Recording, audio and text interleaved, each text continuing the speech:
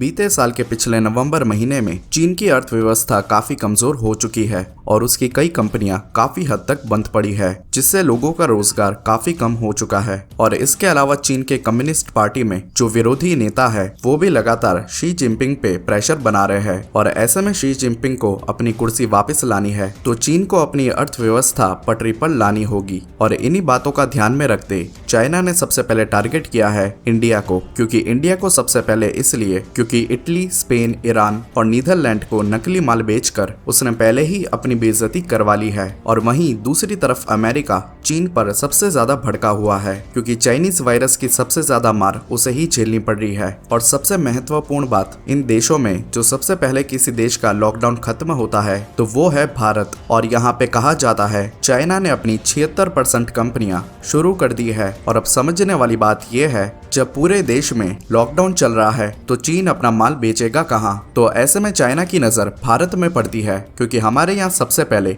Lockdown खत्म होता है और चीन बहुत ही अच्छी तरीके से जानता है इंडिया की सारी कंपनियां बंद पड़ी है और देश में बढ़ते संक्रमण की वजह से कोई जल्द शुरू भी नहीं हो पाएगी। इसलिए चाइना अपना ज्यादा से ज्यादा माल भारत में सप्लाई करके अपनी रुकी हुई अर्थव्यवस्था को जीवित करना चाहता है। लेकिन भारत सरकार ने इस बार समझदारी से काम लेते हुए ये फैसला लिया है 14 अप्रैल या फिर किसी भी दिन लॉकडाउन खत्म होता है तो भारत जरूरी सामान दूसरे देशों से इंपोर्ट नहीं करेगा। और भारत सरकार लॉकडाउन खत्म होते ही सबसे पहले देश की जितनी यूनिट्स है उसे ज्यादा से ज्यादा समर्थन करने का फैसला किया है, क्योंकि सरकार को ये पता है 21 दिनों के बाद लोग खरीदारी करने के लिए घर से बाहर निकलेंगे और ऐसे में हो सकता है इन दिनों देश की कंपनियों का जितना भी नुकसान हुआ है उसकी भरपाई हो जाए और कोई भी चाइनीज प्रोडक्ट ना खरीदे, क्योंकि ऐसा करके हम देश का पैसा चीन में जाने से रोक सकते हैं।